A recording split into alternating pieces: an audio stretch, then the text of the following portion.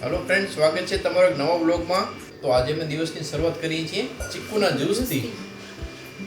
ને આજે અમે જઈએ છીએ મારા સાસરે. તો આજે અમે જઈએ છીએ અંજાર. તો આ તમે બેઠા હતા ને તો એક વાત યાદ આવી. એક જમાનો હતો, એક ટાઈમ હતો. જમાનો નહીં, આ જમાનો હતો પણ અમુક વર્ષ પહેલાની વાત કરે. અમુક વર્ષ પહેલા તમને એક વાત શેર કરી જે તમારી સાથે પણ ક્યાંક ને ક્યાંક ક્યારેક તમને અનુભવ થયો હશે. તો આ વાત છે ને ભૂકંપ પહેલાની છે નહીં, ભૂકંપ પહેલાની નહીં, પછી ને પહેલાની બેયની છે. પણ મને ભૂકંપ પછીનું યાદ આવે કેમ કે હું ત્યારે નાની હતી ને ભૂકંપ ટાઈમે. 15 વર્ષ પહેલાની વાત છે. 15-20 વર્ષ પહેલાની કે આપણે જ્યારે નાના હતા ને ત્યારે 4 વાગ્યાનો ટાઈમ એવો હતો કે મમ્મી પપ્પા ઉઠતા તો ક્યાંક ને ક્યાંક આપણે નાસ્તો કરતા. 4 વાગે એટલે સાંજે 4 વાગે, એમ સવારના નહીં, સાંજના બપોરના 4 વાગે. મમ્મી પપ્પાનો એ લોકોનો દાદીનો એ લોકોનો ટાઈમ થઈ જાય આરામ કરવાનો. આપણે તો નાના હતા ત્યારે આંગણામાં રમતા, અત્યારે સુવાની આદત થઈ ગઈ છે બપોરના. ત્યારે તો આપણે સુતા જ નહીં નાના હતા ત્યારે. તો 4 વાગતા ને ત્યારે ખબર નહીં શું હતું એ ટાઈમમાં છે ને પ્રથા હતી કે ખબર નહીં શું હતું. 4 વાગતા ને ત્યારે આપણે કાં તો ઠંડી વસ્તુ ખાઈએ પીએ, કાં આઈસ્ક્રીમ હોય, કાં પછી એવો રસ ના આવતો જે પેકેટ વાળો ઈ હોય. પછી ચીકુનો જ્યુસ બનાવતી મારી મમ્મી બપોરના. ક્યારેક ફ્રૂટ હોય, સકટેટી કે કારીગો કે એ ટાઈપનું હોય. ને માટલા ગુલ્ફી આવતી, તમને કોઈને ખ્યાલ હશે તો. શેરીમાં વેચવા આવતી. હા, ટન ઘંટડી વાગે ને અમે વાટ જોઈને બેઠા હોઈએ. અમે તો ચીકુનો જ્યુસ પીએ ને ગુલ્ફી ખાઈએ. વળી બે વસ્તુ હોય. ક્યારેક વળી રાખી દઈએ, નક્કી ન હોય પણ એમ લઈ ખરા રોજ ડેલી બાંધેલી એમ. અમે તો રસના બનાવતા ને દાદી મારા રસનાનો આવતા હોય ને 2 પેકેટ કટ કરવાના. એકમાં પાવડર આવતો ને એકમાં ક્યાંક આવતું એનું સિરપ આવતું. ને 1 લીટર પાણી નાખવાનું તપેલીમાં, પછી અડધો કિલો તો ખાંડ નાખવાની. ખબર? પછી દાદી આમ હલાવા દેતા અમને. હા, રસના આવતો. પછી દાદી અમને હલાવા દેતા, આમ હલાવ છોકરા આમ. ખાંડ જ્યાં સુધી એકદમ પીગળી ન જાય ને, દેખાય નહીં ને દરિયામાં તપેલામાં, ત્યાં સુધી એમને હલાવવું. થાકી જતા હલાવવા. અમે એવા આમ મસ્ત ટાંપીને બેઠા રહેતા ને માથે. મેં એટલું બધું નથી પીધું, પણ એ પીધું છે એમ. તમે જે પ્રમાણે કહેતા ને કે આટલો બધો ખાંડ નાખતા બહુ વાટ જોતા, મેં એ હિસાબે એટલો બધો નથી પીધો. મને આ જ્યુસ ને એવું વધારે, સકટેટી ને વધારે ભાવતું. ને ગુલ્ફી, ઓલી માટલા ગુલ્ફી આવે, બે કાંઈક ઓલા એના ફરમા હોય ને અલગ કરી પછી પાણીમાં ડૂબાડીને કાઢીને દે. એ આમ જોવાની અમને એવી મજા આવતી ને અમે ઊભા હોય કેટલી વાર સુધી કેમ બનાવે છે, બહુ મજા આવતી. રસના જ્યુસ તો અમે તો ચિકાર લીધો છે. કાલા ખાટા હોય, ઓરેન્જ હોય ને ગુલાબ હોય. એ 3 ફિક્સ હોય. કાચી કેરીને એટલે બધા મને ન ભાવતા. કાલા ખાટા અને ઓરેન્જ તો ખૂટતા જ નહીં ઉનાળાની સિઝનમાં. આ દિવસોમાં બસ માર્ચ મહિનો ચાલુ થાય છે. હવે માર્ચ મહિનામાં ગરમી ચાલુ થઈ જતી ને બસ રસના ચાલુ થઈ જાય આપણા ઘરમાં. ને અમે તો ફ્રેન્ડ્સ એવા અખતરા કરતા ને કે ચીકુનો જ્યુસ બનાવીને એનામાં આઈસ્ક્રીમ નાખીએ.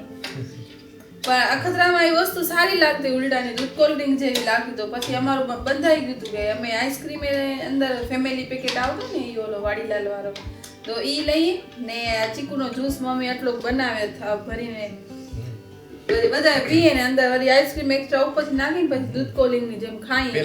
પહેલા આપણે બહાર નાસ્તો કરવા જતા ને, ઘરે જ બનાવતા. તો બરફની ટ્રે હોય ને, બરફની ટ્રે ને નાખતા આનામાં, ખાલી કરતા રૂમાલમાં, પછી દસ્તાથી કૂટતા, ભૂકો કરી નાખતા. પછી એનામાં રસનાનો આલો જે કાલા ખટ્ટા અને ઓરેન્જ શરબત હોય ને એ નાખતા. પછી એને ગ્લાસમાં નાખતા ને વાટકામાં નાખીને ખાતા. ગોળો, એવો દેશી ગોળો બનાવતા. એ એકવાર મિલાને મને ખવડાવ્યો તો એ લગ્ન પછી, હમણાં બે કે 3 વર્ષ પહેલા. મારા ગળાની ખતરનાક હાલત થઈ ગઈ. હવે કોઈ એવો ખતરો ન કરજો. મને કાકડા થઈ ગયા હતા કેટલા દિવસ સુધી. અમારા બેન અવાજ બેસી ગયા હતા અમને. હવે અમે શું ઘરનું હોય શું, અમે છે ને હવે ઠંડુ સમૂર નથી ખાતા. અમે ઠંડુ સાવ બંધ કરી નાખ્યું છે. એના લીધે હવે અમે સીબાતું નથી બરફ. અમે ફ્રીજનું પાણી નથી પીતા. અમે માટલા સિવાય અમે ઉનાળામાં માટલાનું જ પાણી પીએ. બહુ એમ લાગે ને કે ગરમ લાગે તો અંદર જરાક ઠંડુ પાણી મિક્સ કરીએ, બાકી માટલાનું પાણી જ પીએ અમે. દેશી અખતરા હવે અમને સીબાતા નથી. પણ એમ બચપનમાં આ ટાઈપની આપણે વસ્તુ ઘણી બધી ખાધી છે. એની બહુ મજા, એની મજા આખી અલગ હતી. એટલે ફ્રેન્ડ્સ આજે મેં ચીકુનો જ્યુસ બનાવ્યો તો મને આમ અંદરથી એવી આમ આવી કે ભાઈ સ્મેલ આવી ગયા. આ ટાઈપની સ્મેલ છે ને અમુક વર્ષ પહેલા મમ્મી જ્યારે બનાવતી ને ચીકુનો જ્યુસ ત્યારે આવતી. દૂધ ને સારા હોય ને, દૂધ ફરેલા આમ આઈસ્ક્રીમ જેવી સુગંધ આવે. ઠંડો દૂધ હોય ને. આમને ઓછીનો 4 વાગ્યાનો કિસ્સો યાદ આવ્યો એટલે અમને એમ થયું કે તમારી સાથે શેર કરીએ. ને તમને પણ પૂછીએ કે તમારામાંથી કોઈને આવું થયું તમારી સાથે પણ ક્યારે કોની સાથે આવું થયું છે તો જરૂર શેર કરજો.